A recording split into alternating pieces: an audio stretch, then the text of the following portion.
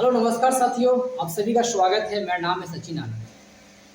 मैं आप लोगों को भारत में आने वाले यूरोपीय कंपनी के आगमन के बारे में बता रहा था, जिसमें हमने एक क्लास ले भी लिया है। हमने यूरोप जो महाद्वीप है, इनके जो पहला देश का नाम पढ़ा है वो पुर्तगाली है, जो भारत में व्यापार करने के लिए आए और यहाँ के जो कुछ क्षेत्र है वहाँ पर अपना कब्जे को जमाए, अपने शासन को स्थापित किया। मैं पुर्तगाल के बारे में पूरे लेक्चर ले चुका हूँ, जिसे मैं 4 वीडियो में बनाया हूँ। आप उन्हें जाकर देख सकते हैं।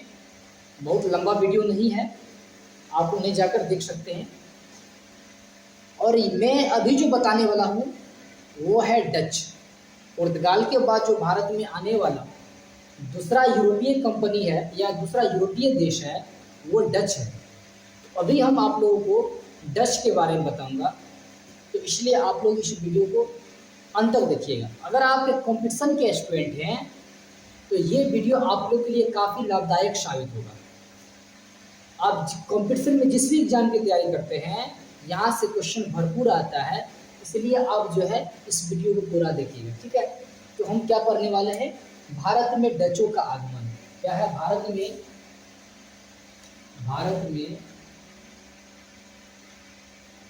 डच का आगमन, भारत में डच का आगमन, ठीक है।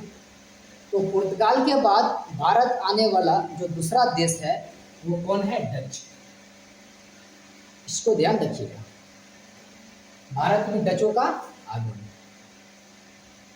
मैं आपको बता दूं, अच्छा जो डच क्या है ध्यान रखिएगा। मैं आपको एक मैप के जरिए बताना चाह रहा हूँ, तो इन्हें आप ज़्यादा समझ पाइएगा।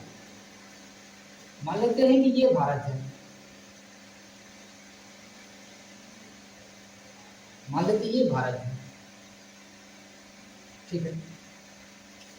और ये ब्रिटेन है, ये ब्रिटेन है। ब्रिटेन के जो बगल में देश है उनका नाम फ्रांस है, ये फ्रांस देश है। और थोड़ा सा आगे चलिएगा तो आपको मिल जाएगा पुर्तगाल, और थोड़ा जो आगे चलिएगा तो स्पेन मिलेगा। स्पेन के बाद आपको भूमध्य सागर मिलेगा, भूमध्य सागर इटली जर्मनी वगैरह ये सब है, ठीक है। अगर आप इधर की तरफ चलिएगा तो आपको मिल जाएगा, इधर आपको 2 देश मिल जाएगा। एक मिल जाएगा नीदरलैंड और एक मिल जाएगा आपका बेल्जियम। 2 देश मिल जाएगा, ठीक है। इधर जाने पर आपको क्या मिल जाएगा? नीदरलैंड, और क्या मिल जाएगा? बेल्जियम। क्या मिल जाएगा आपका? बेल्जियम,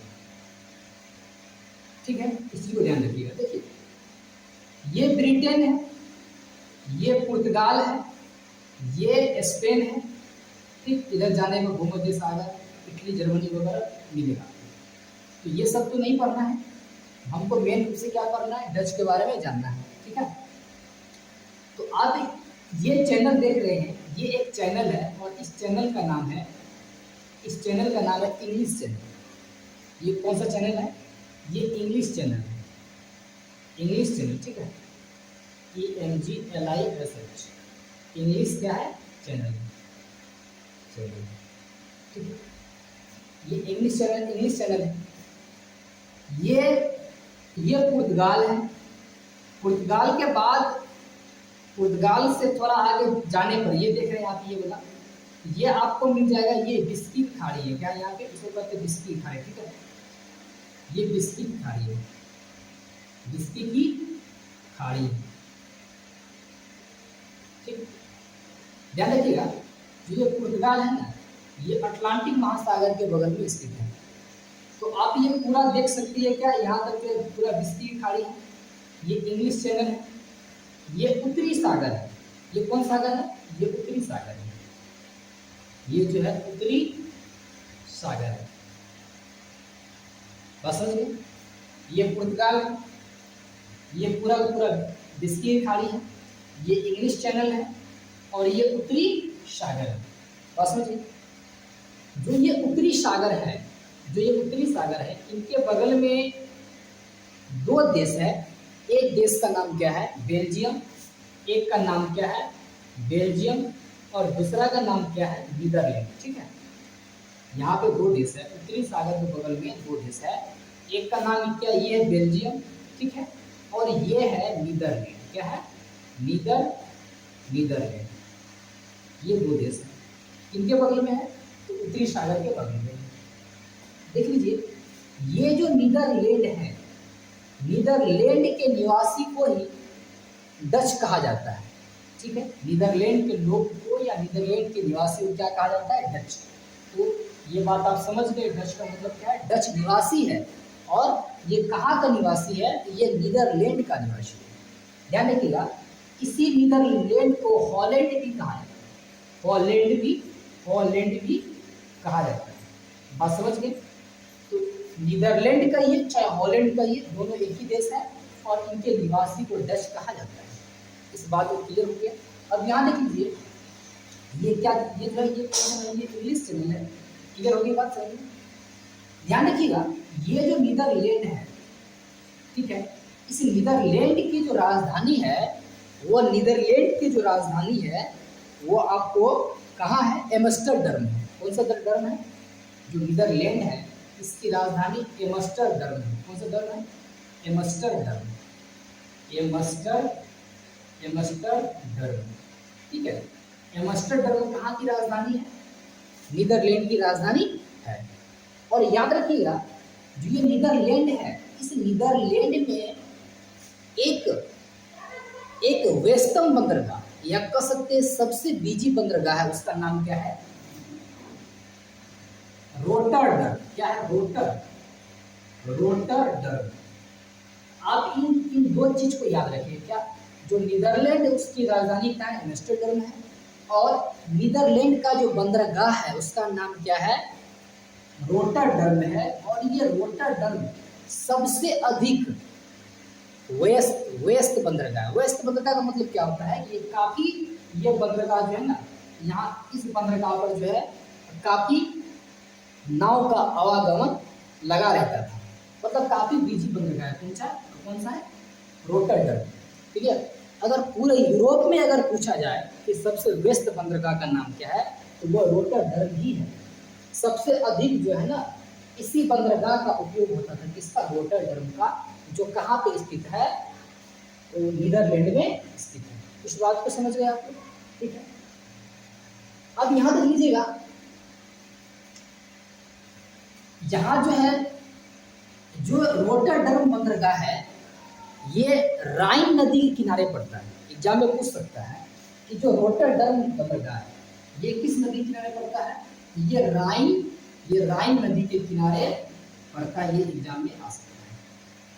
क्लियर होगी बात? तो मैं आपको अब यहाँ देख लीजिए, मैं आपको ये समझा दिया, राइन नदी के किनारे जो रोटरडम बंदरगाह है, और एम्स्टर्डम क्या है? नीदरलैंड की राजधानी है। क्लियर हो गई? मैं आपको एक डेट याद रखिएगा, 1581। ठीक है, इस डेट को आप याद रखिएगा। 1581 में जो नीदरलैंड है, ये स्वतंत्र हुआ था, यानी आज़ाद हुआ था। अब ये किन से आज़ाद हुआ था? तो ये स्पेन से आज़ाद हुआ था। यानी कि 1581 से पहले ये स्पेन है। ये क्या, ये पूरा क्या है? आप देख सकते हैं, ये पूरा स्पेन है। ठीक है, तो स्पेन का अधिकार किस पे था? नीदरलैंड पे था। और नीदरलैंड कब हुआ आजाद? तो 1581 ईस्वी में नीदरलैंड आजाद हुआ। जब नीदरलैंड आजाद हुआ तो इनकी आर्थिक स्थिति बहुत अच्छी नहीं थी, कमजोर थी आर्थिक स्थिति।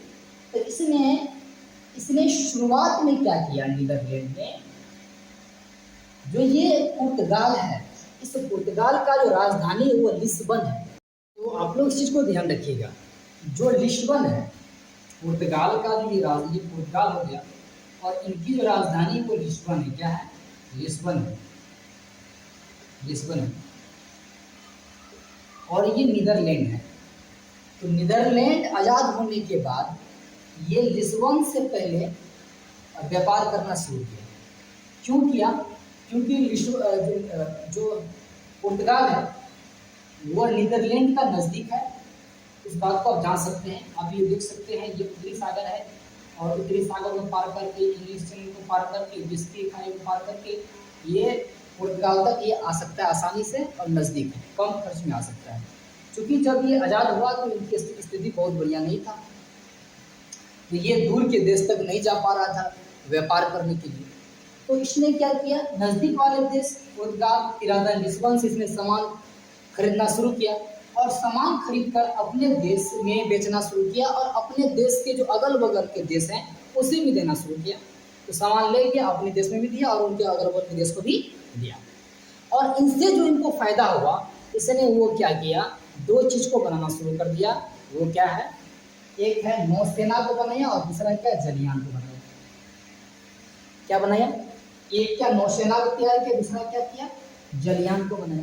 नौसेना क्यों तैयार किया, क्योंकि जो हिंद महासागर है, इस हिंद महासागर पर पुर्तगालियों का कब्जा था। पुर्तगाली पहले से ही अपने शासन को स्थापित कर लिया है।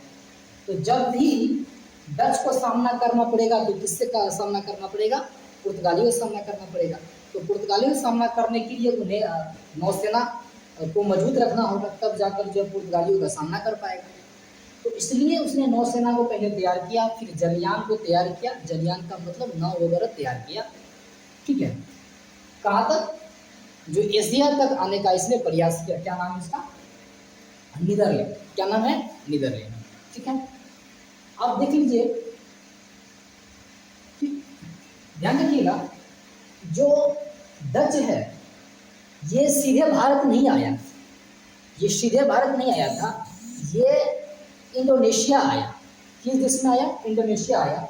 ये इंडोनेशिया कहाँ पड़ता है, तो ये बंगाल की खाड़ी है और बंगाल की खाड़ी कट कर इंडोनेशिया देश पड़ता है। इस चीज़ को ध्यान रखिएगा। इसी इंडोनेशिया देश में कई द्वीप हैं, जैसे कि जकार्ता द्वीप हो गया, जकार्ता द्वीप हो गया, जावा द्वीप हो गया, मलाया द्वीप हो गया। ये सब का सब जो है ना, ये द्वीप जो है इंडोनेशिया के अंतर्गत आता है, ठीक है। तो शुरुआत में भारत नहीं आया व्यापार करने के लिए, कौन, डच। ये शुरुआत में कहाँ आया व्यापार करने के लिए, इंडोनेशिया। ये क्या पड़ता है, ये इंडोनेशिया है, इंडोनेशिया आया, ठीक है। कहाँ आया, इंडोनेशिया व्यापार करने के लिए आया, ठीक है। यानी जो डच का मेन फोकस था वो किस पर था, इंडोनेशिया पे था। कारण क्या था, क्योंकि ये जो है ना, इंडोनेशिया को मसालों का द्वीप कहा जाता है।